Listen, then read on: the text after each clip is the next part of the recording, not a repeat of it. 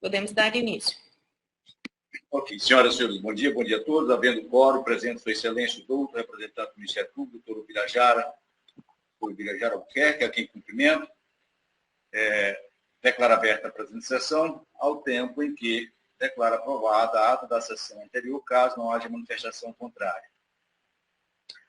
Aproveito a ocasião para cumprimentar os desembargadores à corte, na pessoa da desembargadora Regina Ferrari, desembargador Roberto Barro, desembargador Júnior Alberto, e cumprimento também os senhores servidores, na pessoa da doutora Caiana, nossa diretora. Cumprimento também o doutor Birajara, nosso procurador de justiça. Senhoras e senhores, nós temos cerca de 12 processos, e começaremos pelo item primeiro da pauta, que é trata-se de quórum ampliado, que corre em segredo de justiça. Na sequência... Eu vou entrar em contato com o advogado da sustentação. E pontuação do julgamento também. Os próximos itens continuam com o dos desembargador Roberto, presidente. Item 9, 10 e 11.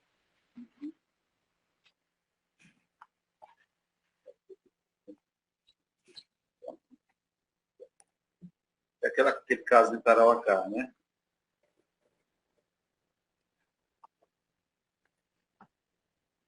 Ok, podemos iniciar? Chamar o julgamento? Da minha parte, sim, presidente. Pode continuar com o desembargador Roberto. Item 9, 10 e 11.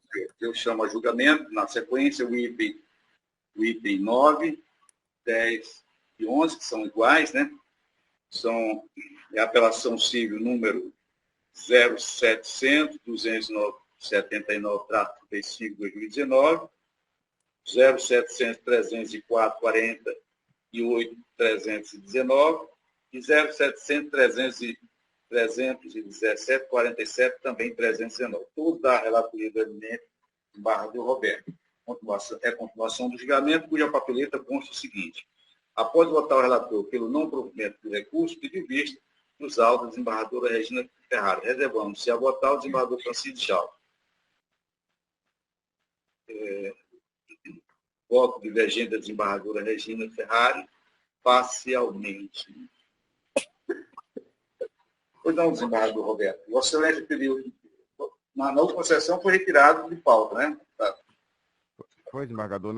Esse processo, nós estamos na terceira sessão, né?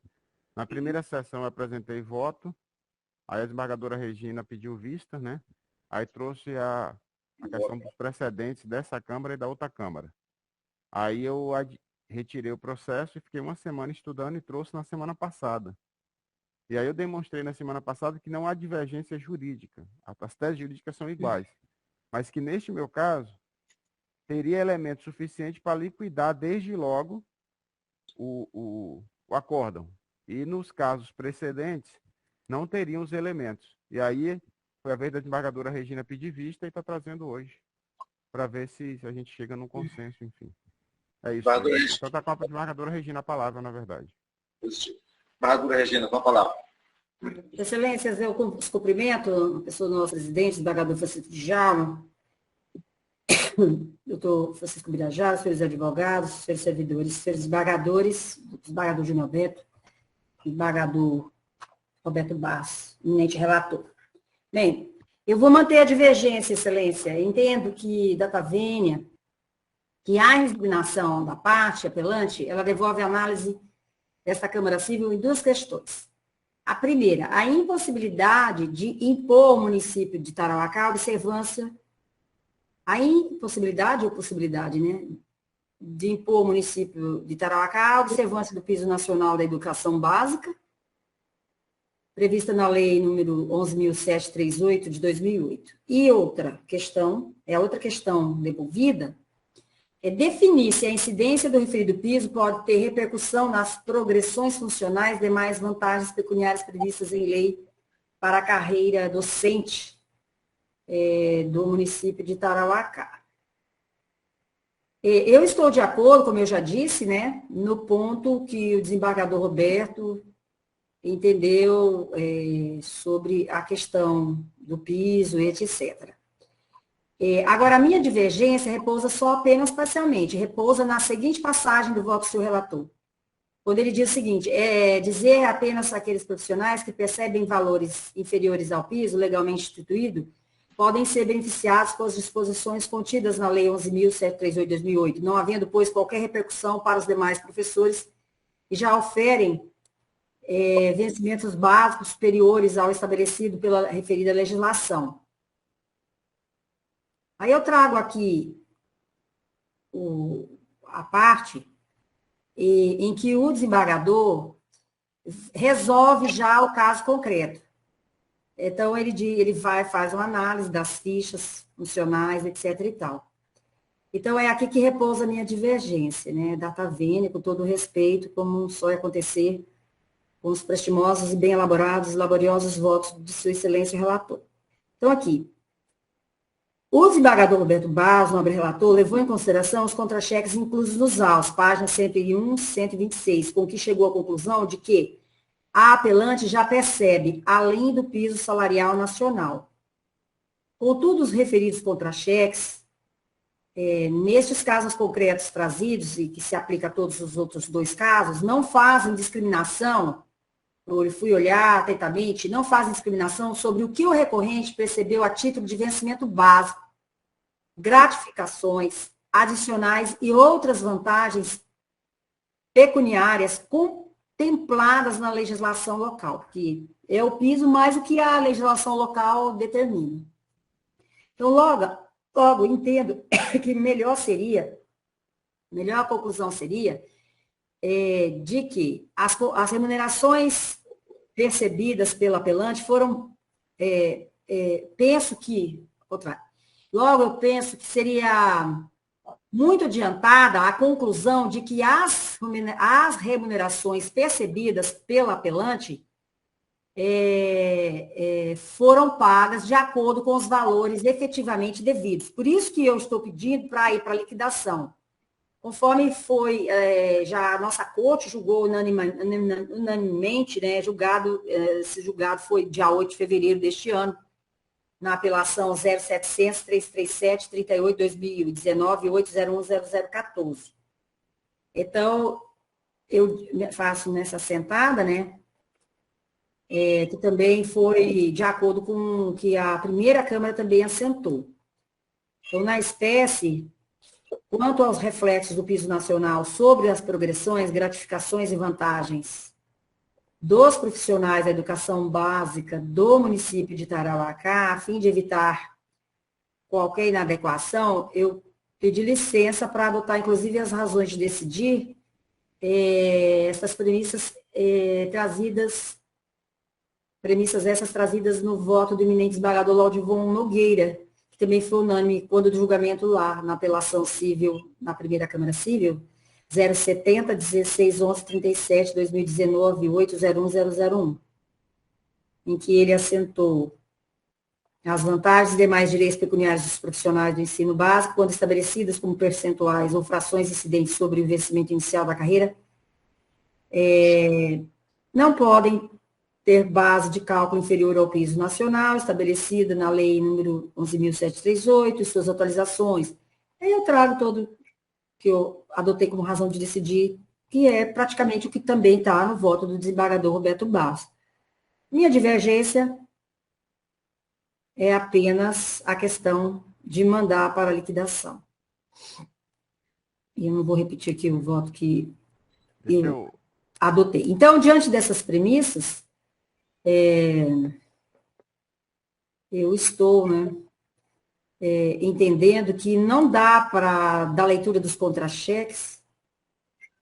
Então, realmente, nós sabemos que a apelante tem direito, de acordo com a legislação local, né, a que as vantagens sejam calculadas a partir do vencimento básico ou do piso salarial nacional, se o valor deste for maior. Então, logo, eu penso que na fase cognitiva, os documentos angariados nos autos são ainda insuficientes, né, à demonstração de como foi composta a remuneração total percebida pela apelante ao longo dos últimos anos. Por isso, eu estou votando para que o feito, não é, seja remetido para uma fase de liquidação de sentença, de forma que no curso desta liquidação sejam estabelecidos os valores de cada uma das verbas recebidas e a repercussão exata que as vantagens terão sobre a quantia que lhes serve como base de cálculo. E somente ao final é que se poderá estabelecer com nitidez se a remuneração paga recorrente é igual, maior ou menor àquela realmente devida. Eu não consegui, esmagador, assim, pelos contra-cheques acostados, como é que está mesmo a situação. Então, já temos vários julgados das duas câmaras cíveis nesse sentido, né? Todos determinando uma fase de liquidação. Então, eu estou provendo, como eu já havia dito antes, eu pedi vista para novamente dar uma revisitada, mas eu não consegui, então eu estou provendo parcialmente o pleito recursal, pedindo todas as vênias ao nobre, com todo o esforço do nosso nobre relator, que também levou para o debate novamente, levou para a reanálise. É como estou voltando, excelências. Muito obrigada. A composição desse julgamento, desembargador Roberto, Regina e eu, não é isso? Desembargador Júnior não vota nesse caso. Mas, desembargador Roberto, eu também estou me alinhando ao entendimento da eminente desembargadora Regina, em que pede a força do fundamento do voto de Vossa Excelência, até porque a nossa turma, nós já vínhamos votado acompanhando esse entendimento da desembargadora Regina. Eu estou, portanto, me alinhando ao entendimento de Sua Excelência, dando parcial provimento ao apelo com os fundamentos apresentados pela eminente desembargadora Regina Ferrari. Ok? Vamos ter quórum ampliado. Nesse caso... Desembargador, eu vou abreviar o quórum ampliado, porque, como a desembargadora Regina, Vossa Excelência, já anteciparam, já há entendimento quanto às duas câmaras, né, desembargadora Regina? Então, assim, eu fiz o destaque mais com relação à questão probatória. A desembargadora Regina analisou o feito, trouxe o entendimento dela de que o caso, vamos dizer assim, tem aderência aos precedentes desta Câmara e da outra. Então, presidente, eu vou adequar o meu voto. Eu vou ressalvar minha posição pessoal. Só um pouquinho. Até porque a nossa divergência não é tão grande assim, é só se liquida agora ou não. Tá? Então, eu vou ressalvar minha posição, se Vossa Excelência me permitir, no sentido de que o meu entendimento originário era no sentido de que seria possível liquidar desde logo, mas como há precedentes dessa Câmara e da outra desembargadora Regina, e vai resultar, obviamente, no entendimento que já vem sendo aplicado. Pode até ser, né, que o desembargador parece que ainda não votou na matéria, mas é uma questão só fática, né? Eu vou adequar meu voto, desembargadores, tá? Para abreviar. Eu agradeço o esclarecimento da desembargadora Regina na data de hoje e vou ressalvar minha posição pessoal, mas vou adequar a jurisprudência dos órgãos colegiados. Muito obrigada, desembargador. Muito obrigada.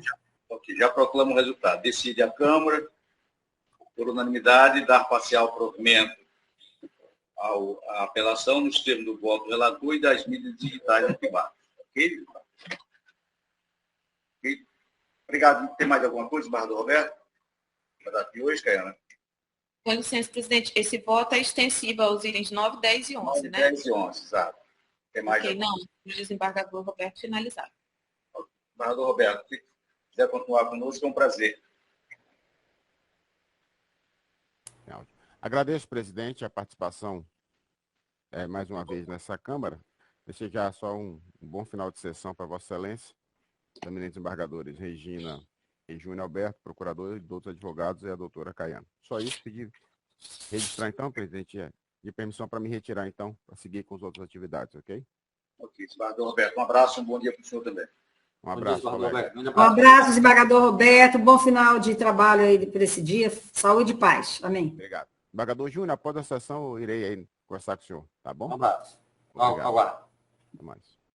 Chama julgamento, na sequência, o item 2 da pauta, que é uma apelação civil da relatoria do desembargador Júnior Alberto, é a apelação civil 071 04 31 21 2018, apelante Luciano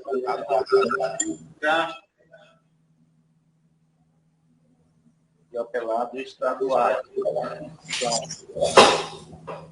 a turma, a composição original, tem sustentação do problema? Tem, presidente, pelo doutor Arthur. O procurador do Estado não entrou na sala. Bom, relatoria do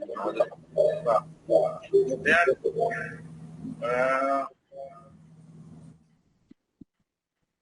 Conselho, portanto, a palavra Sua Excelência. Quem vai fazer a sustentação, Caiano, é o doutor Arthur. Doutor Arthur. Ele está presente? Está presente. Ok. Presidente, só para perguntar para o advogado se ele dispensa a leitura do relatório, né? Ok. Dado o doutor Arthur, que irá fazer a sustentação pela Luciana à tarde, e dispensa a leitura do relatório. Excelência, dispenso. Ok. Com a palavra, Vossa Excelência, pela base incidental para a sustentação. Primeiramente, eu gostaria de cumprimentar a todos, excelentíssimos desembargadores, na pessoa do relator, desembargador Júnior Alberto. Cumprimentar também o ilustríssimo representante do Ministério Público, doutor Birajara, que se encontra presente, colegas advogados e serventuários, na pessoa da doutora Caiane. Trata-se, nesse caso, de ação anulatória de ato administrativo, acumulada com pedido de indenização, e este ato sendo a perda da delegação de serviço extrajudicial no segundo tabelionato de notas e segundo ofício de registro civil de pessoas naturais aqui da comarca de Rio Branco, em desfavor do apelante. Além da anulação do ato administrativo, o apelante também postulou os danos morais e as perdas e danos decorrentes da não assunção ao cargo. É importante também destacar que nas contrarrazões do Estado do Acre houve alegação de prescrição, muito embora já apreciada no juízo de origem, onde se afastou por completa a prescrição, uma vez que o trânsito em julgado, e aqui repita-se, nós estamos tratando não da decisão do pedido administrativo inicial, mas sim da revisão administrativa, e esta transitou em julgado em 16 de outubro de 2013, sendo que a ação foi ajuizada em 5 de setembro de 2018, portanto, dentro do prazo quinquenal. Além disso, o Estado do Acre também alegou a ausência de vício legal no ato administrativo, porém, excelências, é importante destacar que houve, de fato, vício nessa decisão, como nós vamos reiterar aqui nessa sustentação oral, especialmente no que tange na inobservância de distinção entre nomeação e posse e também na usurpação de competência da Procuradoria-Geral da Fazenda Nacional, uma vez que houve análise de infrações praticadas em âmbito federal pelo nosso Tribunal de Justiça do Estado do Acre. A controvérsia aqui, ela gira em torno da acumulação indevida de cargos públicos, sendo procurador federal e notarial registral aqui no nosso estado. Só que, como foi dito anteriormente, devemos, neste caso, fazer uma distinção clara, uma distinção evidente, que é bem explicitada tanto na legislação como na doutrina, entre o ato de nomeação e o ato de posse. O ato de nomeação é um ato unilateral, praticado pela administração pública. Este ato, ele não possui participação do possível servidor que vai assumir esse cargo. Já no ato de posse, nós temos um ato bilateral.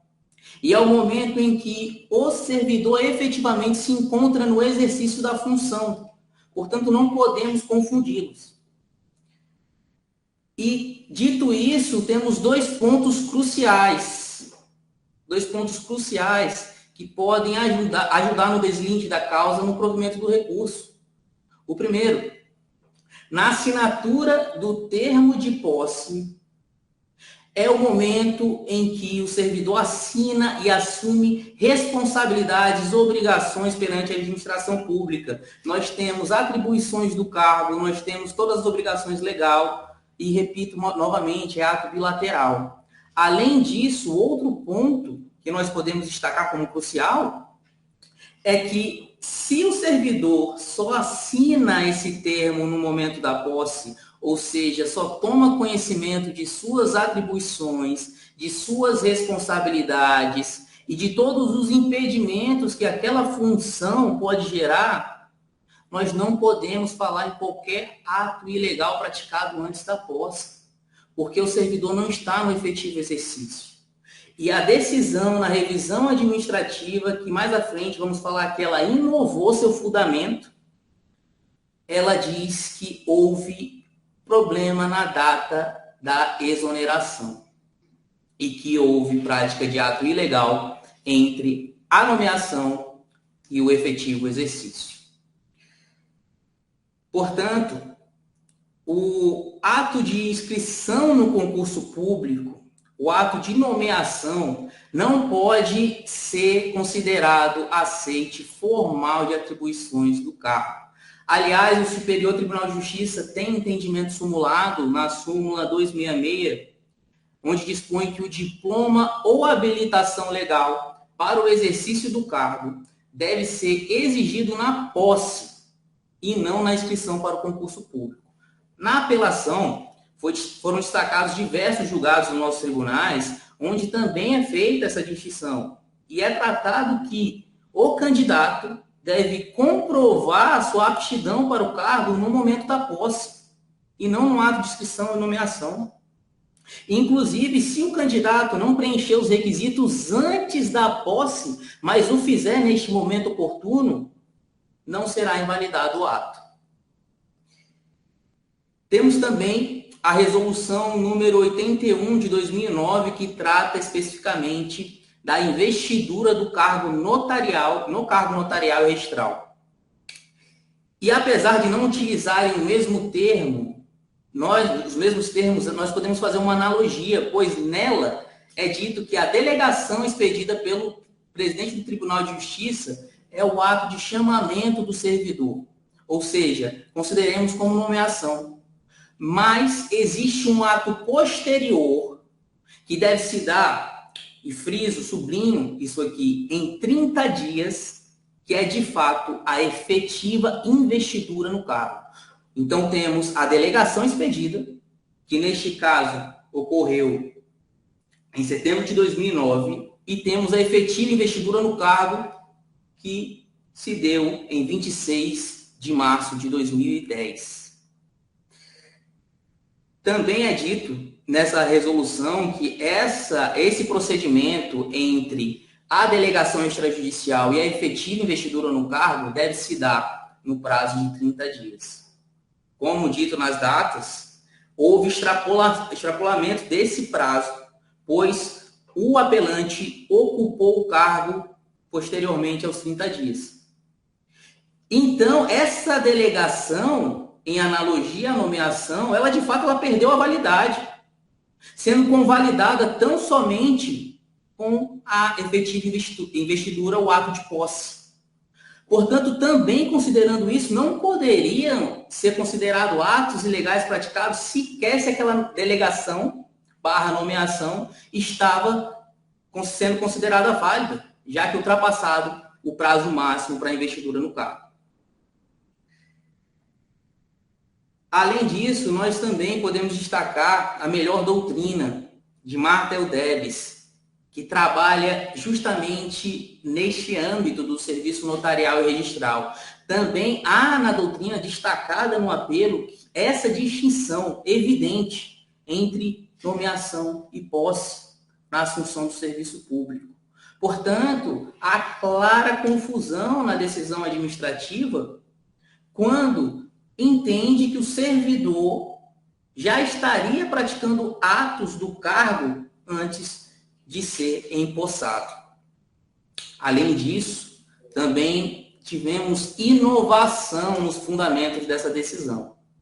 Nós podemos notar que, quando nós tratamos de revisão administrativa, o julgador ele deve se limitar a realmente reexaminar a decisão anteriormente proferida, sendo que, cumpridos os requisitos para que aquela decisão seja anulada, não pode haver inovação de fundamentos, não pode ser trazido outros fatos para manter a sanção. E foi o que ocorreu no caso em apreço. Porque o problema que gerou a sanção para o apelante na primeira decisão se deu pela falta de exoneração, pela ausência de exoneração no cargo. Isto porque havia um processo administrativo na PGFN sendo apurado. Mas quando o processo administrativo foi concluído, a própria PGFN exonerou o apelante do cargo federal, retroagindo a data de 26 de março de 2010, onde de fato ele foi empossado na serventia extrajudicial aqui no estado do Acre. Portanto, o problema da exoneração, a ausência de exoneração, não existia mais. E na revisão administrativa deveria ser afastada a sanção. Só que, por outro lado, houve outro argumento apresentado de que o problema agora era na data da exoneração. Dito isso, é claro e evidente que houve essa falta de distinção entre o momento certo em que o servidor está respondendo pelo cargo. O apelante jamais exerceu qualquer infração, seja em âmbito federal, seja em âmbito estadual. Aliás, a aplicação da sanção na decisão administrativa se baseou em uma infração praticada no cargo de procurador federal, usurpando a competência da PGFN para decidir sobre isso. Aliás, também a própria PGFN afastou essa infração no processo administrativo que foi apurado. Ou seja, sequer o apelante praticou qualquer ato, qualquer infração ilegal em âmbito federal. E esta infração foi que o responsabilizou na decisão administrativa do nosso Tribunal de Justiça. E decorrente disso, o apelante foi impedido de ser empossado no cargo. Aliás, foi empossado e depois foi exonerado. Perdeu os proventos decorrentes desse cargo e teve a sua idoneidade moral violada, pois na própria decisão consta que agiu de má fé, sendo que em nenhum momento o apelante quis praticar, ser empossado em 2 cargos, sabendo, já era procurador há bastante tempo, sabia que não poderia ocupar 2 cargos públicos ao mesmo tempo. E as próprias apurações pela PGFN declararam o apelante inocente, não havendo qualquer infração legal no presente caso. Dessarte, a decisão administrativa ela deve ser anulada, com o devido empossamento do apelante no cargo que batalhou pela via do concurso público para assumir. Também deve ser indenizado por todos os prejuízos, sejam eles extrapatrimoniais, sejam eles patrimoniais, que decorreram da prática administrativa. E são nestas razões a presente sustentação oral, sem mais para o momento.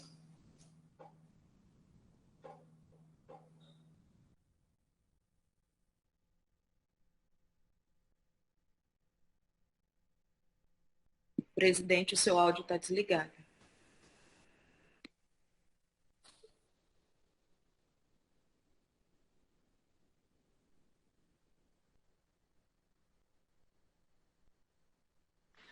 Ok, doutor Arthur. Obrigado pela sustentação. Não há interesse do Ministério Público nesse caso. O doutor quer se manifestar, doutor Virejado? Não havendo interesse do Ministério Público, eu retorno a palavra ao eminente relator, desembargador Nino Alberto. Eu voto. Senhor presidente, eu renovo minhas saudações a Vossa Excelência, doutora Regina, procurador de Justiça, parabenizo também o advogado pela sua sustentação, cumprimento a todos os demais presentes. É um recurso em desafio de uma sentença que foi exarada pelo juiz da Vara Fazendária, segunda Vara de Fazenda Pública, que julgou improcedente o pedido formulado pelo ora recorrente.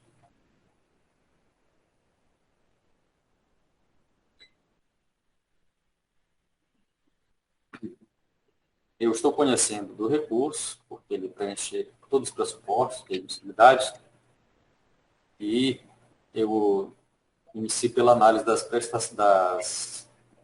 preliminares aduzidas em contra-razões recursais. A primeira delas é a da prescrição. E o Estado alega que a prescrição foi consumada, e eu digo aqui que a suposta lesão ao direito do ora recorrente, se deu em 24 de junho de 2011, quando foi publicado o acórdão 6.475, diário 4.461, em 24 de junho de 2011. O Tribunal Pleno Administrativo do Poder Judiciário do Estado do Acre, que nos autos 588, final 23, decidiu pela perda da delegação conferida ao autor recorrente. Consta ainda que o apelante interpôs mandado de segurança, número 2330, final 83, com trânsito julgado em 31 de agosto de 2019. Entretanto, em 24 de abril de 2013, foi requerido administrativamente a revisão de ato administrativo, constante processo administrativo 841, final 40, a qual foi julgado improcedente, sendo interposto embargo de declaração, os quais foram rejeitados, tendo transitado julgada a decisão em 13 de outubro de 2013. Deixa acrescentar que o recorrente, em 23 de janeiro de 2014, interpôs mandado de segurança, número 175, final 05, cujo trânsito julgado ocorreu em 28 de fevereiro de 2019. Por sorte da jurisprudência do STJ, o requerimento administrativo em sentido amplo suspende o prazo prescricional, enquanto a ação ordinária interrompe o referido prazo. Eu transcrevo o precedente, de onde tirei esse fundamento, e digo que, portanto, tendo a ação ordinária sido ajuizada em 5 de setembro de 2018, não há que se falar em ocorrência do prazo prescricional. Então, eu voto por não reconhecer, pela rejeição dessa preliminar de prescrição, de pretensão autoral de revisão do ato administrativo de perda de delegação suscitado pelo Estado do Acre em contra-razão. Isso limita a apreciação dos demais membros. Desembargadora Regina, com voto em relação a preliminar? Excelências, eu os cumprimento, também cumprimento, estendo os cumprimentos ao doutor Arthur, todos os participantes, doutor Birajara, já os cumprimentei também, senhores desembargadores, senhores servidores, senhores advogados, e eu vou acompanhar o senhor relator. Vão ser voto também, Sua Excelência, acompanhando o relator, rejeitando a preliminar. Conclui, desembargador Júnior Melo. O cerne da controvérsia aqui diz respeito a uma eventual nulidade da sanção aplicada no processo administrativo disciplinar 588, final 23, consistente na perda da delegação extrajudicial em razão de suposta acumulação de cargo público federal de procurador da Fazenda Nacional com a função notarial registral do Estado do Acre, considerando o surgimento de fatos novos que deram origem ao pedido de revisão administrativa disciplinar número 841, final 40. No tocante ao procedimento administrativo, é sabido pela jurisprudência pátria que o controle de legalidade realizado pelo Poder Judiciário deve versar sobre os postulados formais e matérias presentes na Constituição Federal de 88, sem adentrar no mérito das decisões administrativas. Eu trago aqui precedentes do STJ. Procedi meu voto dizendo que o referido controle jurisdicional encontra limitações. Realmente, o magistrado não poderá adentrar no mérito administrativo das decisões emanadas dos demais poderes do Estado, sob pena de ferir o pacto federativo, esculpido na Constituição da República como princípio fundamental do Estado, artigo 2º. Afora isso, mostra-se viável a invalidação dos atos administrativos pelo Poder Judiciário quando patente a ilegalidade ou inconstitucionalidade dos referidos atos.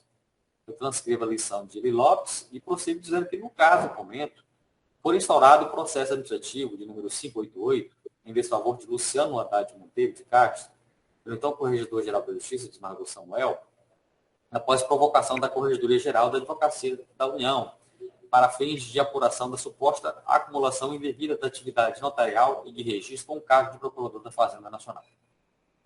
Após seu trâmite regular, foi proferida a decisão no nome do Tribunal Pleno Administrativo desta Corte, e, por maioria de votos, impôs ao ora recorrente penalidade de perda de delegação da atividade notarial de registro nos moldes do artigo 35, inciso 2 da Lei Federal 8953 de 94. Eu transcrevo o acordo que consta meu voto. Eu não vou ler para não cansá-los. Em data de 26 de abril de 2013, o recorrente apresentou o pedido de revisão administrativa, tendo em vista que foram concluídos os procedimentos administrativos que tramitavam no âmbito da Procuradoria da Fazenda Nacional em favor do ora requerente, e que culminaram com o acolhimento do pedido de exoneração do mesmo com efeitos retroativos a 26 de março de 2010, isso é a portaria 67, de 19 de março de 2013, publicada em 20 de março daquele mesmo ano. A decisão do processo administrativo 841 de revisão administrativa foi assim emendada. Aí eu transcrevo aqui a emenda, né? Também o teor do julgamento dos embargos de declaração, e continuo em meu voto dizendo que, no caso, a revisão administrativa concluiu que a outorga da primeira delegação ao recorrente efetivou-se pela portaria 1460 de 29 de setembro de 2009, publicada no Diário Eletrônico 4406 de 1º de outubro de 2009, quando foi delegada Luciana Haddad Monteiro de Castro a titularidade do cartório do ofício de registro de imóveis e ofício de registro de títulos e documentos das pessoas jurídicas na comarca de Cruzeiro do Sul. Já a portaria 67, da Procuradoria da Fazenda Nacional, de 19 de março, publicada em 20 de março de 2013, por meio da qual foi o recorrente exonerado do cargo de Procurador da Fazenda Nacional, produziu efeitos retroativos a 26 de março de 2010, na mesma data que foi instalado o ofício de registro de imóveis e o ofício de registro de documentos das pessoas jurídicas da comarca do Rio Grande do Sul, no Acre.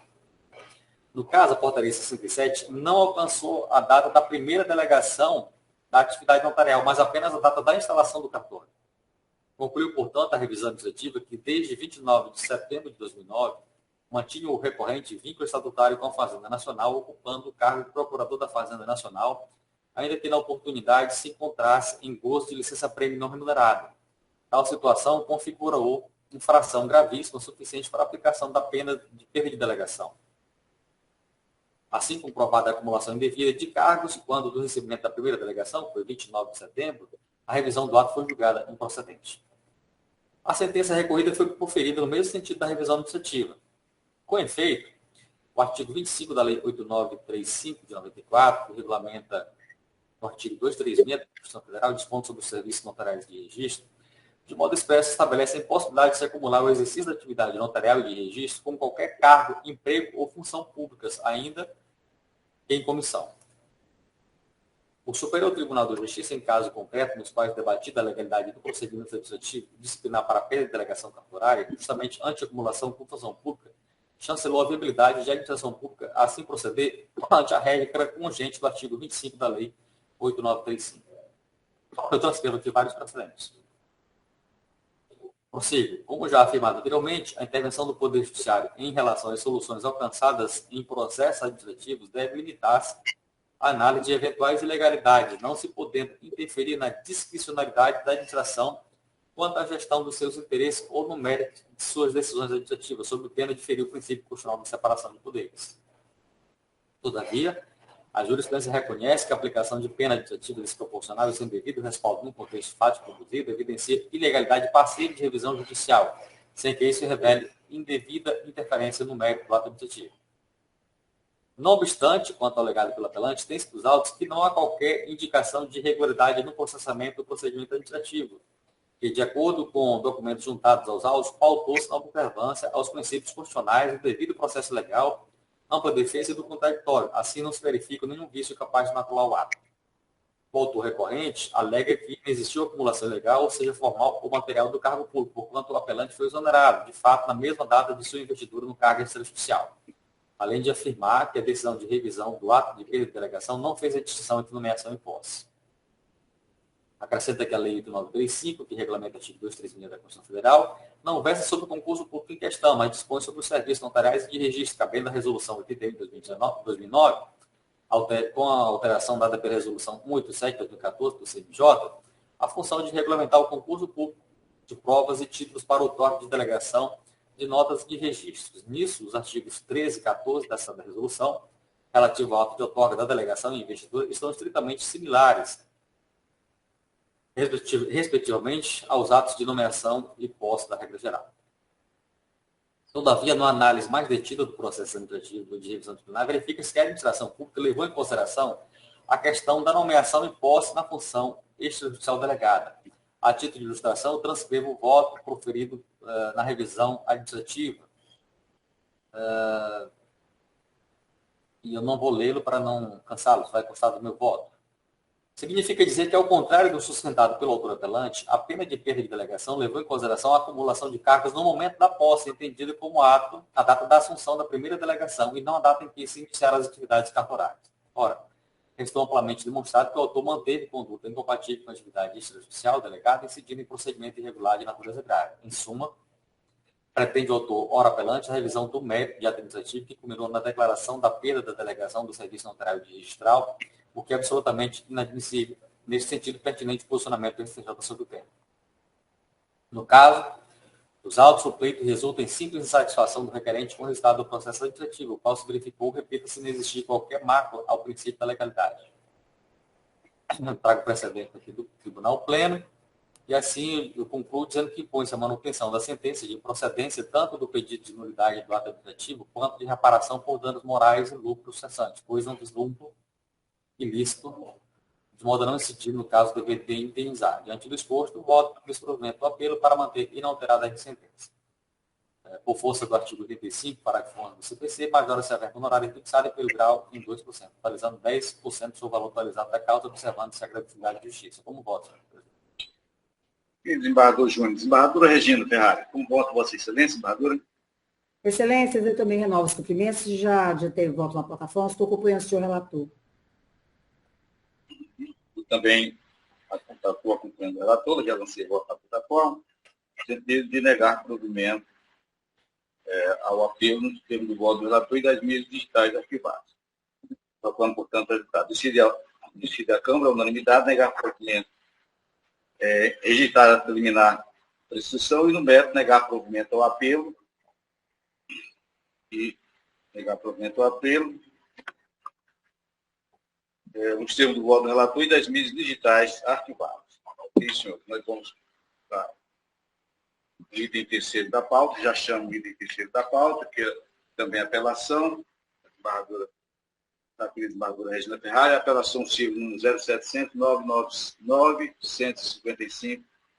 0700-999-155-4-2019, desembargadora Regina Ferrari, relatora, apelante Energisa S.A., e apelado é Marco Antônio Menezes Alves. Nesse caso, haverá sustentação pela doutora Ana Clara. Está presente, doutora? Qual item, excelência, perdão? Qual item? Item 3. Item 3 da pauta. Ok? Desembargadora Regina, haverá sustentação. Indago de Sua Excelência, doutora Ana Clara, se dispensa a leitura do relatório. Dispensada a leitura, doutor. Okay. Vossa Excelência terá, portanto, prazo regimental de 15 minutos para a sua sustentação, doutora. Vou falar a Vossa Excelência, doutora. Obrigada. Bom dia a todos. Cumprimentos cordialmente na pessoa do presidente, desembargador Francisco Djalma, da relatora desembargadora Regina Ferrari, representante do Ministério Público, doutor Birajara Albuquerque, demais desembargadores, advogados, serventuários. Pois bem, excelências, a razão do presente apelo é bastante simples, como passo a explicar. O processo em análise encontra-se em fase executória, em razão do pedido de cumprimento de sentença de folhas 252 e 253, no qual o exequente buscou o recebimento da quantia de R$ 22.800, em razão da multa combinatória fixada em decisão liminar e posteriormente confirmada em sentença. A executada apresentou embargos à execução normalmente, as folhas 259 e 265. Ocorreu que, na decisão de folhas 273 e 289, o juízo de primeiro grau foi além do pedido do exequente, ocasião em que entendeu por bem condenar a executada ao pagamento de R$ 34.600, determinando a penhora de valores que esses ajude, acrescido de multa e honorários de 10% do artigo 523 do Código de Processo Civil. Logo, o presente apelo visa combater a sentença ultra petita, vedada pelo nosso ordenamento jurídico. Portanto, Luta-se pela reforma da sentença para que ela seja limitada ao pedido do exequente de folhas 252, 253, né? Qual seja o montante de R$ 22.800. No mais, requer ainda que seja relativizada a multa aplicada em razão do cumprimento da sua finalidade, né, já visto que foi efetivada a obrigação de fazer, de modo a impor o seu completo afastamento ou, no mínimo, a sua relativização, nos termos do artigo 537 do Código de Processo Civil. É o que requer. Muito obrigada. Muito obrigado, doutora Clara. Doutora Clara, retorna a palavra à doutora Regina Ferrari. Não há manifestação do Ministério Público. Doutora Regina, com a palavra.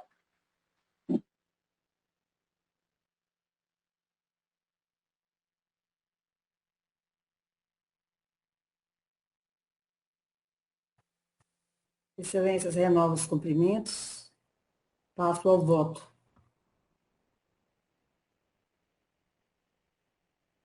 Eu tenho que razão assiste a apelante, quanto ela é advogada do apelante, né? A única que está presente? É isso? Exatamente, doutora Eu Dani. vou resumir o voto, vou logo ao ponto, que assiste razão ao apelante quanto ao termo inicial das astrientes, qual seja 30/8/2020, tendo em vista a natureza processual do prazo judicial fixado para o cumprimento da sentença, que atrai incidência da regra contida no artigo 219 do CPC. Por outro lado, o cumprimento tardio da obrigação de fazer, sem justificativa plausível, não dispensa o devedor do pagamento da multa coercitiva, uma vez que a função das astrientes é justamente prevenir o descumprimento da ordem judicial. Trago aqui vários posicionamentos dessa igreja à corte, não vou ler para não cansá-los, mas de conhecimento de todos. Na hipótese de assume-se dos autos que a apelante, embora regularmente intimada da sentença em questão, em 19/6/2020, implementou a obrigação nela estabelecida somente em 9/7/2021.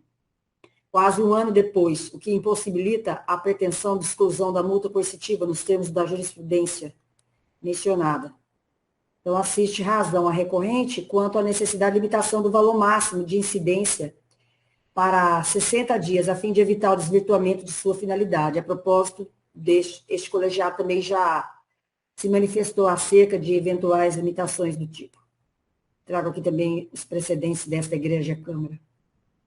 Então, ante o exposto, estou dando parcial provimento ao recurso para limitar apenas para limitar a multa ao período máximo de 60 dias, contados a partir de 30/8/2020, nos termos do artigo 219 do CPC.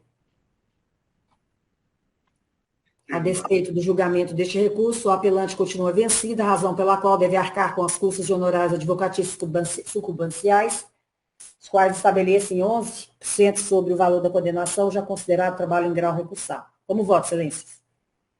Ok, desembargador. Desembargador Júnior Alberto, com voto. Sigo a relatora, senhor presidente. Você vota também seguindo sua excelência relator e proclama o resultado. Decide a Câmara, a unanimidade, dar parcial provimento ao recurso apenas para limitar a multa ao período máximo de 60 dias, contados a partir do dia 30 de agosto de 2020, como decide a Câmara, a unanimidade. Obrigado, doutora. Doutora, se quiser permanecer conosco, é um prazer. Peço dispensa, excelências. Muito obrigada. Até a próxima. Obrigado. E já na sequência chama julgamento, o item 12 da pauta, é a continuação do julgamento. O relator desembargador Júnior Alberto, o apelante é Adolfo Henrique dos Santos Fernandes, e o apelado é o Departamento de Trânsito do Estado do Acre. Essa é a continuação do julgamento, cuja papeleta consta o seguinte: após votar o relator pelo provimento parcial do recurso, pediu vista a desembargadora Regina Ferrari, relevante-se a votar o desembargador Francisco Djalma. Desembargador Regina traz para a continuação do julgamento o seu voto nessa ocasião. Com a palavra, sua excelência, desembargadora Regina.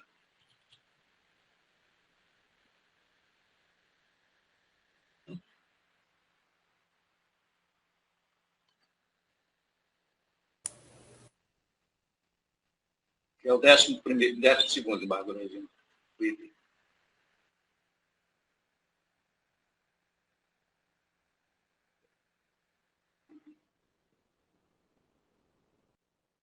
Está sem áudio, desembargadora Regina. Qual é o item?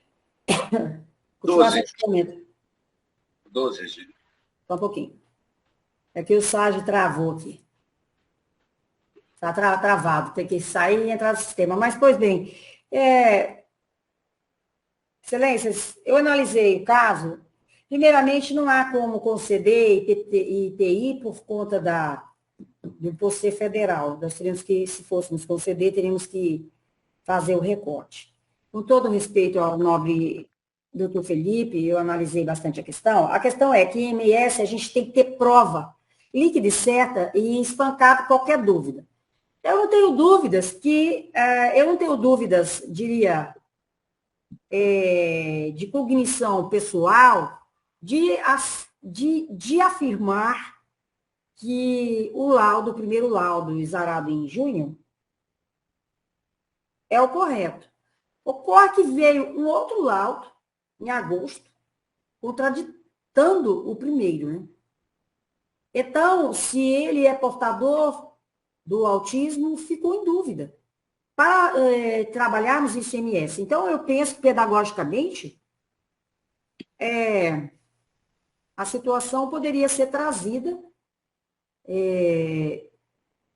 em cognição mais profunda, por meio de uma ordinária, de sorte que nós teríamos né, um laudo feito em juízo. Fica melhor. É uma situação que eu não tenho dúvidas de que tem direito. O autismo, seja qual for o grau, ele tem direito à isenção dos postos. Aqui, no caso, não poderia ser dado o IPI. Entidades estaduais.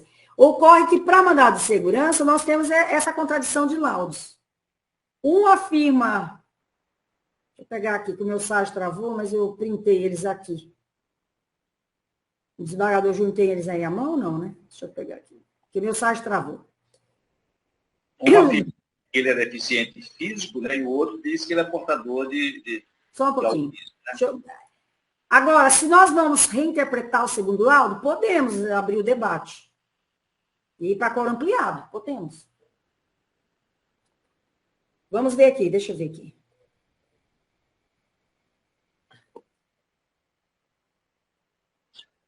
A divergência me parece que é relativa a essa redação do laudo, não? Eu estou sem os laudos aqui, é porque o meu site travou. A questão foi o seguinte, ele entrou com a solicitação, né? E aí o Detran concedeu isenção, mas cassou a carteira, porque ele está pedindo com autismo, mas aí, né, vamos, em razão da enfermidade, vamos suspender a carteira, né? E aí houve um recurso, né? Recurso, né? E aí no recurso, restabeleceram a carteira, mas negaram a isenção, né? Então, eu creio que isso aí é uma situação que deva ser melhor examinada com a cognição plena diante de uma ação ordinária, né? Onde o juízo, com base nesse antagonismo dos laudos, pode determinar a realização de uma prova pericial, né? Que esclareça isso e possa dar a justa solução para o caso, né? São todas. Pelo mandado de segurança, o direito tem que ser líquido e certo, né? Quando você se apresenta dois laudos, né, antagônicos, né, o juiz não tem conhecimento técnico, né, para fazer a análise dessa controvérsia. Dizer, olha, esse laudo aqui é inválido por conta disso, daquilo outro, né? Ele tem que se valer de uma prova pericial, né, para que venha a esclarecer a controvérsia. Então, ele já adquiriu o carro, Excelência? Ainda não, né? Só pretende. O autor, o impetrante, já adquiriu o carro ou ainda pretende adquirir? Não, ele tá com a carteira foi restabelecida. Não. Eu digo, o veículo que ele pretende comprar com as isenções, ele já adquiriu ou ainda vai adquirir? Não, ele só pode adquirir se houver uma manifestação favorável do Detran, né? Porque eu já concedi várias na Fazenda Pública, eu concedia várias para os deficientes. Mas é ação ordinária. O laudo vinha normal. O problema é que aqui vieram dois laudos. É bem verdade que... Guardo, Regina, a diferença de um laudo para outro é que um diz que ele é deficiente físico, correto? É isso mesmo? E o Eu outro... não sei, é porque meu site travou, não estou conseguindo ver os laudos aqui de diz novo. que ele é portador de autismo. Vou abrir aqui os laudos. Abre os laudos, vamos ler os laudos. Porque Eu quero ler os laudos, Davi. eu tenho a impressão que dá no mesmo, na mesma situação, é portador. O fato de eles, uma declaração dizer que ele é portador de deficiência física e o outro dizer que ele é portador... Porque olha, o autismo é um espectro que tem várias... várias não fases. é uma coisa individual, assim, tem um autismo, é um espectro muito amplo, né? Que tem o leve, tem o moderado e tem o grave. Né? Olha, é o seguinte, eu achei aqui, está muito apagado, porque foi feito um print aqui, no que o site não consigo. O de agosto é o seguinte, ele não apresenta no momento alteração física que justifique a concessão do benefício. Portanto, não se enquadra no artigo 1 da Lei 8.000, não dá para ler aqui porque está muito borrado, para mim porque é print, não é nos autos que eu estou vendo, com as alterações da Lei tal, que dispõe sobre a isenção, né? Aí diz que é isso. O de agosto, então, diz não se enquadra e que ele não apresenta alteração física. De fato, a alteração física, ele está correto. O autismo não tem alteração física, ele tem alteração, é uma desconformidade, não é, neurológica. Nós sabemos disso. E aí, agora, o de junho diz, se enquadra. E diz que tem síndrome de Asperger. Não tem problema, porque hoje em dia não estão mais classificando esse síndrome de Asperger. Hoje todos são autistas. Não importa, grau leve, médio ou moderado, todos têm direito. Isso aí é verdade. Todos têm direito. A questão é, se eu estou assim, porque o problema foi o jeito que o laudo falou. Né? Um diz que se enquadra porque tem síndrome de Asperger. O outro disse não se enquadra porque ele não é deficiente físico. E parece que tem um problema de redação só. Se o desembargador Djalma quiser meditar de novo, aí não sei. Eu que de vista, é assim, para mandar de segurança, assim, as provas tão ruins, mas ruins que eu digo o seguinte, é porque esse laudo que veio em agosto redigiu de outra forma. É bem verdade que nós não estamos tratando de deficiência física, que é o básico, né? Normalmente, essas isenções são para deficientes físicos, né? Que é o que mais tem essa incidência, mas não necessariamente, porque as pessoas... E não importa também se ele possa ser condutor ou não, ele tem direito. Porque outra pessoa pode dirigir para ele. Porque o autismo precisa ir para neuropsicólogo, neuropedagogo, psiquiatra, neurologista, tem terapias ocupacionais, nós sabemos de toda essa coisa. Toda essa alteração, né? Porque é muito difícil ser autista, nós sabemos disso. Não é fácil, não. Quem tem na família, só quem tem na família sabe. Muito difícil. Então, não importa se seja grau leve, moderado ou forte, não importa se seja Asperger ou não, isso hoje em dia não se classifica, acho que mais nem assim. E não importa se ele conduza o carro ou não conduz o carro, a jurisprudência já disse, ele tem direito à isenção. Agora, se formos dar, tem que recortar o IPI. O IPI não pode dar aqui. O IPI tem que ir para a JF. Se a jurisprudência diz o seguinte, se ele for lá na Justiça Federal e pedir o IPI, o laudo que ele apresentar lá vai valer para quando ele pedir aqui. Eu vi na jurisprudência isso. O laudo que ele apresentar lá para pedir o IPI lá, ele não precisa submeter uma nova perícia, entendeu? Vai valer para cá.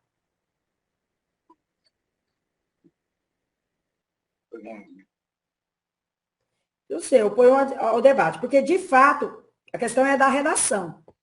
Eu tenho a impressão, Regina, que Porque os dois laudos falam a verdade, né? Ele não tem direito à deficiência, ele não tem direito porque ele não tem deficiência física, ok. É física ele não tem, mas tem neurológica. Mas ele é portador desse distúrbio, né? Aí ele não negou também, o laudo também não negou.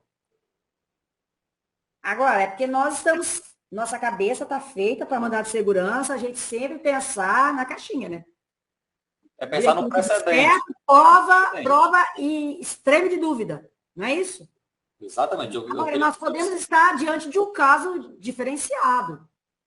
Agora,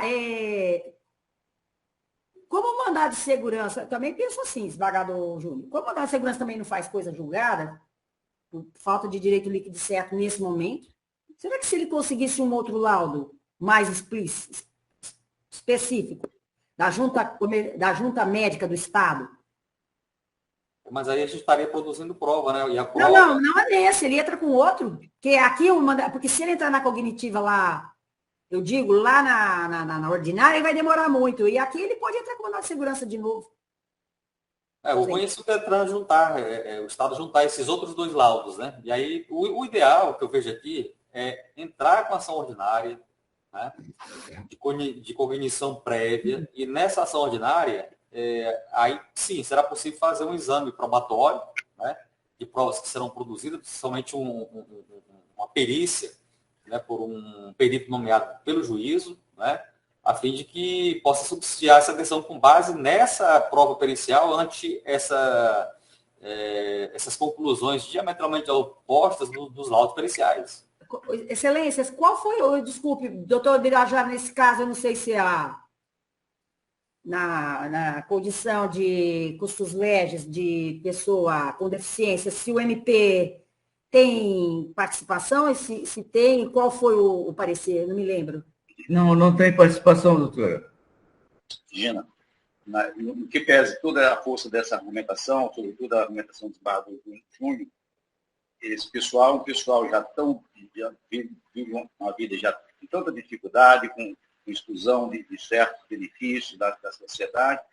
Eu tenho a impressão que nós devemos, no que pese a argumentação do desembargador Júnior, nós poderíamos flexibilizar essa situação, porque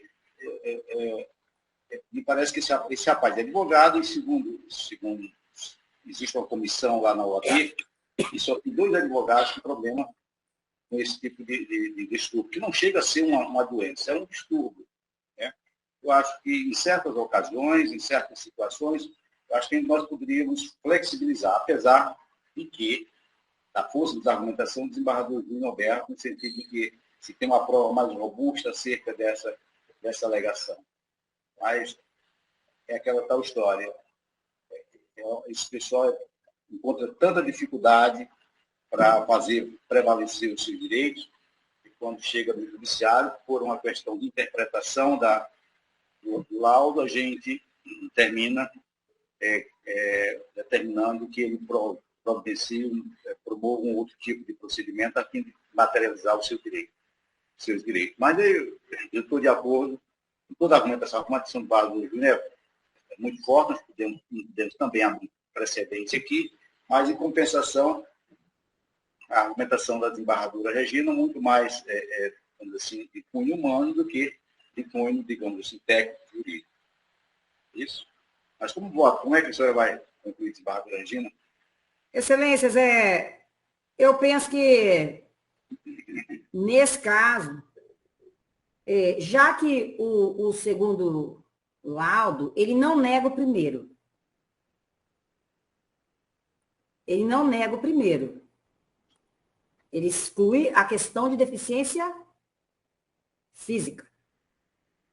Eu penso que poderemos conformar num distinguish do distinguish, porque o desembargador Júnior tem toda a razão. Tem toda a razão na argumentação técnica, né, jurídica. Mas, se nós interpretarmos, como eu disse, é uma questão de redação, é uma questão de compreensão sistemática do laudo. Né? Não há como se negar que o primeiro laudo está correto e no segundo não espancou, não negou que ele não tenha a síndrome de Asperger. Que, no caso, traduz assim, ele não está isento da síndrome do transtorno, né, que chamamos, né? Transtorno do autismo. Então, podemos abrir uma exceção, mas nós vamos para o quórum ampliado, e lá eu prometo também refletir de novo com o debate dos colegas. Acho que nada melhor que abrirmos o debate. Ok, desembargador Regina. Vossa Excelência vota, portanto, pelo provimento da apelação, é isso? Eu votaria pelo provimento parcial, porque tem que excluir o IPI. E aí eles vão ter dificuldade contra o IPI lá, porque talvez lá a Justiça Federal não vai ter a mesma interpretação daqui. Enfim, não sabemos, né? Como também vai ser o veredito final, porque eu vou votar sim, mas eu me reservo a refluir, a depender da argumentação dos nobres colegas do debate do quórum ampliado. O embargador Júnior votou pelo provimento parcial do recurso, não é isso, embargador Júnior? Pelo desprovimento, presidente. Desprovimento, né? Eu voto pelo provimento parcial. Pode votar o relator pelo provimento parcial só em relação à gratuidade, né, doutor embargador? Ah, sim, exatamente. Só para conceder a justiça gratuita. Tá, então. Embargador, eu vou acompanhar o voto da desembargadora Regina, também me comprometendo a, se eventualmente houver um entendimento diferenciado, eu possa refluir no meu entendimento. Perfeito. Embora ressalvo, o desembargador Júnior tem toda a razão, mas me fico na base da contraditoriedade. Embora... A questão é que eu estou partindo para uma interpretação formalista, né, e vocês estão partindo para uma interpretação mais humanista, né? Não, mas também tem um pouco de racionalidade, né, na análise dos... É porque lá o médico, eu não sei, eu sinto muito que o médico teria que ter dito, ele não padece de deficiência física, mas tem o transtorno, né? Talvez tenha. Paga dizer. É verdade. Mas é isso, então eu vou proclamar o paciente. Ele não negou, porque todos os autistas que eu conheço são inteiros. Não tem perna mancando, não tem deficiência de pé, de braço, de nada. Né? Realmente não são deficientes físicos. Embora a deficiência física, a parte nossa anatômica, neurológica, ela possa até englobar, mas a gente sabe o que o médico quis dizer aí. Na verdade, foi para destravar a questão da carteira. Infelizmente, eu não tenho conhecimentos técnicos para fazer uma análise a ponto dessa profundidade que necessitaria de um auxílio médico. É verdade. Mas eu até me comprometo, eu vou melhor, quando voltar para o quórum, eu vou fazer uma análise total. Eu só queria saber, o impetrante, ele dirige? Dirige, né? Dirige a professor universitário. Certo. Ok, então vou proclamar. Após votar o relator pelo parcial provimento do recurso, no sentido de que seja garantido ao apelante a gratuidade da justiça, a eminente desembargadora Regina Ferrari votou pelo provimento do recurso, excluindo, parcial provimento do recurso também, né, desembargador, excluindo tão somente o IPI, não é isso, desembargador? Exato. Mas eu adianto ao nobre advogado que eu vou melhor estudar a matéria. E foi o fato do desembargador Francisco de Jalma. Eu vou melhor estudar a matéria em quórum ampliado, porque eu não tive tempo hábil. Ok. Porque lá está atestado por um médico, eu vou analisar quem são esses médicos, eu vou analisar quem é essa clínica, eu vou atrás dos autos, vou ver direitinho. É credenciada pelo Detran, né, doutor Júnior Alberto, embargador Júnior? Sim. Ok. Então, e vou saber essa síndrome de Asperger também. Eu quero aproveitar a ocasião para cumprimentar o doutor Adolfo, mesmo sendo portador desse distúrbio, ele foi à luta e conseguiu se formar em Direito e é professor universitário. Parabéns, doutor. Eu acho que são incentivos como esse que nós devemos, digamos assim, proclamar para que outros portadores mesmo desse estudo possam seguir o caminho do senhor, doutor. Parabéns, então, vá à luta. É importante isso aí. Conheço tantas pessoas portadoras desse transtorno, infelizmente, por acomodação ou por desinteresse da família, eles não tiveram a mesma sorte, o mesmo caminho que o senhor trilhou. Parabéns, doutor. Porque é muito grave, eu estava pensando nesse esmagador júnior, muito grave. Um médico vai atesta que a pessoa é portador de síndrome de Asperger. Asperger é aquele autismo leve. Mas hoje, com o estatuto do deficiente, né? Os portadores de necessidades especiais, toda essa proteção que a lei visa dar, né? Então, essa síndrome de Asperger aí, ela está classificada dentro do autismo, mas eu vou melhor estudar isso também. Okay. Até lá. Fazer o sorteio, presidente? Hein? Fazer o sorteio do quórum? Fazer o sorteio, por favor. Desembargador Laudivon. Ok? Desembargadora Eva. Desembargador Camões. Tá bom. Basta. Desembargador São 3. Denise. É que agora, com o novo regimento, tem que sortear os 6, presidente. Quem é o próximo? Denise. Desembargador Samuel. E desembargador Pedro. Ok. Ok. Então, sorteado desembargador Laudivon, desembargadora Eva, desembargador Camolês, desembargador Samuel e desembargador Pedro. Ok? Ok. Obrigado, então. Vamos na sequência. Chama julgamento. O item 4 da pauta, que é a apelação civil número 0700-643-85-2020. A apelante aqui é Débora Edilde Portela Bonfim, apelado do Banco do Brasil. A relatora de Bardo Gilberto, havia sustentação, mas a parte parece que desistiu. É isso, doutora Caiana? Não entraram na sala o item 4 e 5. Eu já proclamo o resultado, certo? Decide. Já posso proclamar o resultado, Maduro? Todos já votaram? Ok? Pode sim. Decide a Câmara, unanimidade, conhecer parcialmente o apelo do Banco do Brasil e, neste ponto, negar provimento e, negando provimento, também um recurso de débito. A unanimidade. A unanimidade. O item seguinte... Qual que é o item, presidente? O item 4 foi proclamado agora. A proclamação de voto acho que está incorreta. O item 4 é conhecer parcialmente do apelo do réu e negar provimento e recurso da parte autora conhecido e negado provimento. É isso mesmo que o senhor proclamou? É isso mesmo, Bárbara. Conhecer São dois apelos, tá? O apelo do Banco do Brasil, né? Isso. Este ponto, e negar provimento ao apelo da apelante Débora Dias. Isso. Isso O mesmo? apelo do Banco do Brasil é parcialmente conhecido nessa extensão desse provimento. Tá? O apelo do banco conheceu parcialmente e negou o provimento, correto? Correto.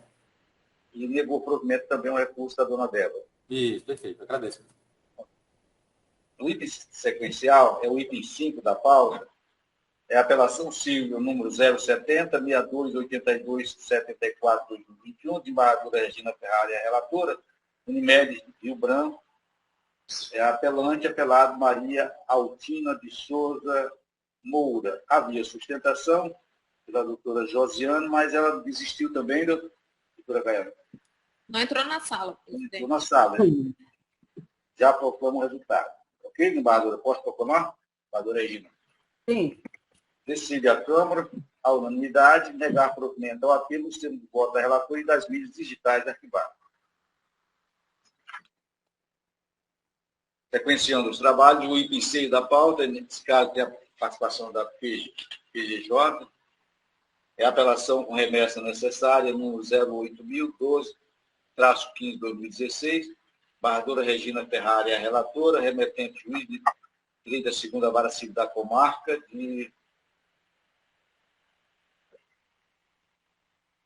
do apelado aqui ao Estado do Acre. Não há sustentação, pelo menos tem previsão, em dado por sua excelência, doutor procurador, se pretende sustentá-lo. Senhor presidente, eu ratifico a manifestação já constante dos autos pelo desprovimento. Proclamo, portanto, o resultado. Todos já votaram, decide a Câmara, unanimidade, acolher a preliminar nulidade da sentença por ausência de fundamentação para constituí-lo. Para constituí-la. Relação civil, agora é preliminar nulidade da sentença por ausência. Ok.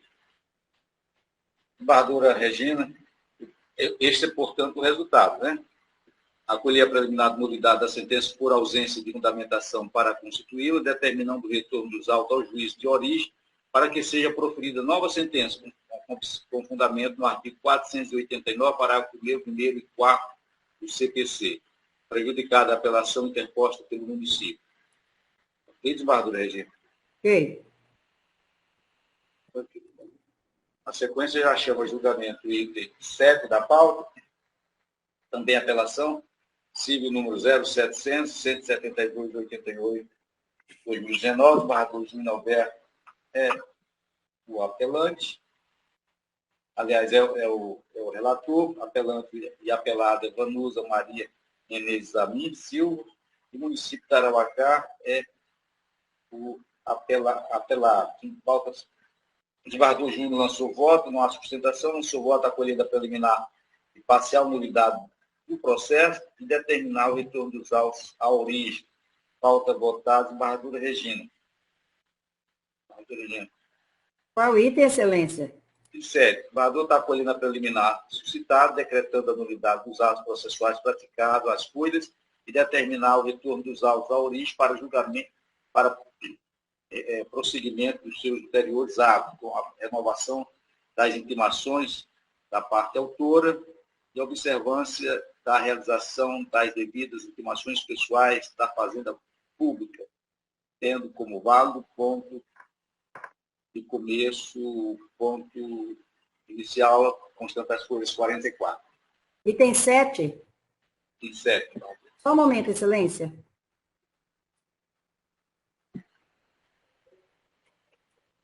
É questão do enquadramento, né?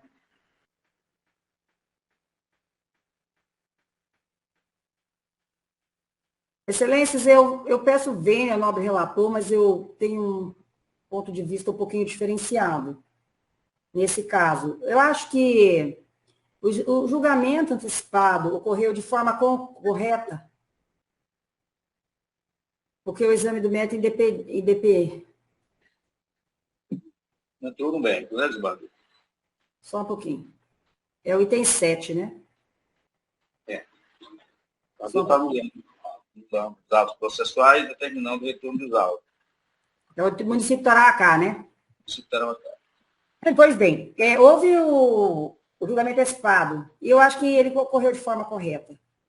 Porque o exame do mérito independia da produção de outros elementos probatórios, de forma que o vício a respeito da intimação sobre o despacho de especificação de provas, nenhum prejuízo gerou ao município de Tarauacá. Mas aqui me permita um esclarecimento, senhora desembargadora Regina. Aqui eu não estou anulando o processo, não foi por conta do julgamento antecipado da lei, foi por conta da deficiência na forma de intimação da Fazenda Pública. Tá? Mas aí eu continuo, exato, verdade. Então, mas em verdade, o único ato cujo vício gerou prejuízo ao município de Tarauacá, se fosse pensar em tese, foi a ausência de intimação regular sobre a sentença. Não obstante, excelências, o município de Tarauacá apresentou, bem verdade, desembargador Júnior, houve ausência de intimação regular, sim. Mas não obstante o município de Tarauacá, ele apresentou o recurso de apelação, as páginas 105 e 126, com que a nulidade pensa que restou suprida. Então, eu estou pedindo vênia para mostrar desnecessário anular os atos que antecederam a sentença. O município de Tarauacá não sofreu prejuízo algum. E, além disso, o método do recurso já está maduro para julgamento. Então, não houve, porque se ele apresentou apelação, ele tomou ciência de alguma forma da sentença. Mas na apelação ele não argumenta prejuízo, eventual prejuízo sofrido. Aí eu estou daquela não intimação, né? Estou rejeitando a rejeição da preliminar e já diria que poderíamos passar ao julgamento direto do mérito recursal. Mas, no caso, eu rejeito essa situação de julgar nulo. Eu estou apoiando aqui a preliminar não por força da questão do julgamento antecipado da lide, mas pela forma em que ocorreram as intimações da Fazenda Pública, desde o despacho de folha 44. Né? Elas não seguiram a forma estabelecida pela lei processual em vigor, que é o artigo 83, caput, parágrafo 1º do CPC. Essas intimações devem ocorrer pessoalmente por meio de carga, ou por meio de remessa ou meio eletrônico. Né? A preparabilidade da sentença, da intimação da sentença, né? Foi antes mesmo da sentença, senhora. Desde que foi emitido o despacho de 44, de folha 44, página 44, né? Essas intimações da Fazenda Pública foram por outra via que não aquela através de carga ou mediante intimação eletrônica, né? Mas, olha, assim, eu penso que... Exemplificativo, nós temos aqui as certidões de páginas 47, 48, 55, 74, 76, 77, em que as intimações da Fazenda Pública se resumiram a publicações no Diário da Justiça Eletrônico. Entendeu? Então, isso aqui é muito sério. A gente, num processo onde a Fazenda Pública ela tem que ser intimada pessoalmente, ou através de carga, ou através de intimação eletrônica, a gente flexibiliza essas intimações pelo Diário da Justiça. Né? Mas eu não estou em desacordo, não, com Vossa Excelência, sobre a forma. Aqui, a questão que eu pergunto é se houve prejuízo, porque a gente só declara nulo, né, uma coisa que houve prejuízo. Se houve prejuízo para a Fazenda. Sim, aí eu estou reconhecendo, né, que houve violação ao princípio do devido processo legal e, consequentemente, cerceamento do direito de defesa. Do contraditório, na medida em que as matérias suscitadas ante a área contra-recursal e eventuais respectivas provas poderiam ter sido apresentadas na origem, né? Como afirma a própria municipalidade, a página 110. Durante a fase de especificação de provas, ou ainda sendo a hipótese em sede de alegações finais, caso o juiz ordinário tivesse observado o disposto no artigo 183 caput, né? De modo que isso poderia ter feito toda a diferença para que o julgamento fosse favorável ou menos desfavorável possível à Fazenda Pública em questão. O senhor acha que se ele tivesse visto o despacho, sim, qual é o despacho que não foi intimado? Foi o da antecipação do julgamento? Nós temos várias certidões aqui, ó. Foram intimados pela via eletrônica, pelo Diário da Justiça, e nós temos as certidões de páginas 47, 48, 55, 74, 76 e 77. Não é uma só ou duas, são 6 certidões. Né? Em que a Fazenda Pública foi intimada mediante publicação no Diário da Justiça Eletrônica. Acho que um procedimento é um precedente muito perigoso para a gente seguir, né? A pretexto de realizar o julgamento meritório, mas prescindir dessas formalidades legais.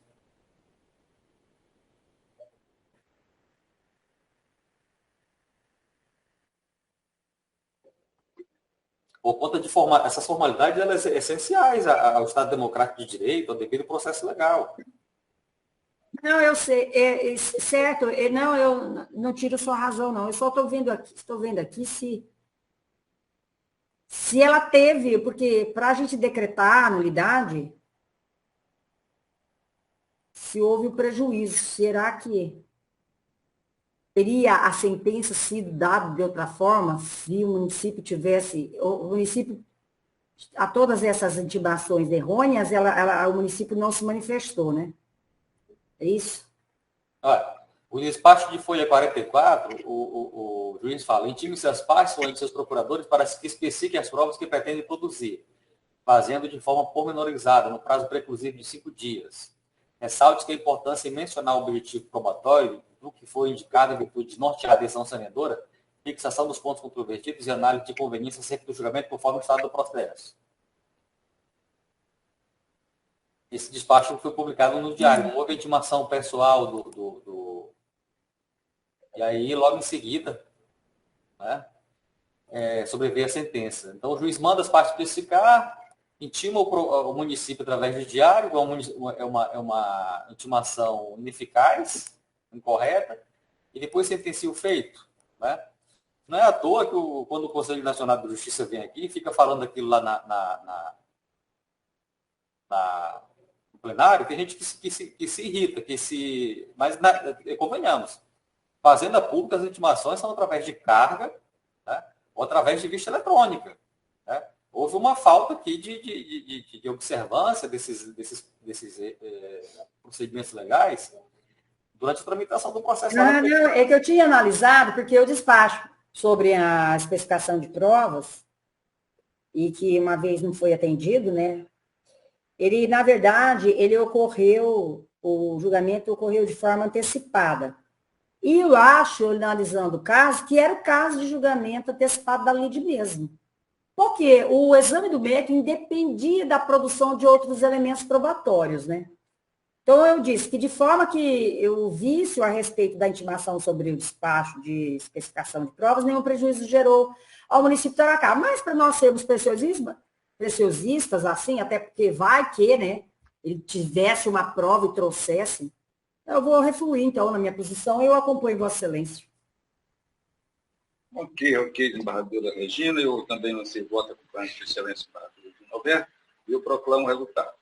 Decide a Câmara, unanimidade, acolher a preliminar e parcial nulidade do processo, determinar o retorno dos autos à origem, sendo do voto do relator e das mídias digitais arquivadas. Ok? O item sequencial, o item oitavo, Presidente, parcial nulidade? Pela acolher a preliminar e parcial nulidade do processo. Nulidade do processo, né, desembargador Júnior? Só um pouquinho, presidente. Deixa eu parcial é porque é a partir das folhas 44, não é isso? Deixa eu confirmar aqui, senhor presidente. Só um pouquinho. A nulidade dos atos processuais praticados desde a página 45 e retorno dos autos à origem. É parcial. Foi a preliminar de nulidade dos autos a partir das folhas 45, isso, né? Isso. Uhum. Obrigada. Para determinar a intimação pessoal da Fazenda Pública, né? Por meio de cargo. O item sequencial, o oitavo, ação embargo de declaração, desembargador de Norberto é relator, embargante leal do Brasil Empreendimento, embargado prática engenharia limitada. Todos já votaram, no sentido de acompanhar a sua excelência, eu passo a proclamar o resultado. Não há sustentação, no caso, decide a Câmara acolher em parte os embargos de declaração com efeitos infringentes nos termos do voto do relator e das mídias digitais arquivadas. Correto? Presidente, só justificando esse processo, eu havia incluído na sessão passada, né, mas aí, nas vésperas do julgamento, eu recebi o advogado, me trouxe memoriais, e eu achei por bem refluir da linha de voto anterior apenas para a questão da modulação, para ampliar o prazo para a realização das obras, tá? De 1 ano para as prefeitorias da área comum de lazer e de 1 ano e meio para a construção do reservatório.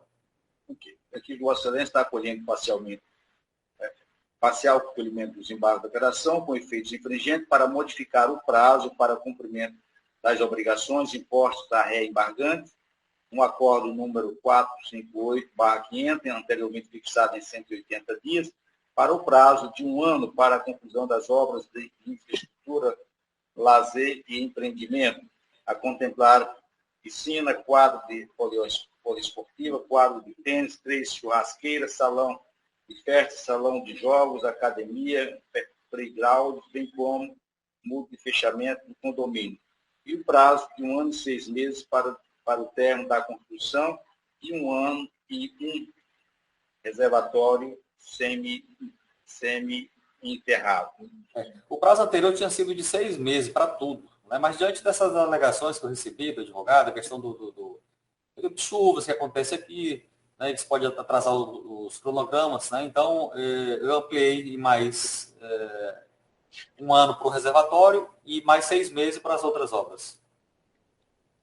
Ok, senhoras e senhores. Desembargadora Regina, de acordo também, doutor, no mesmo sentido. Ok, desembargadora Regina.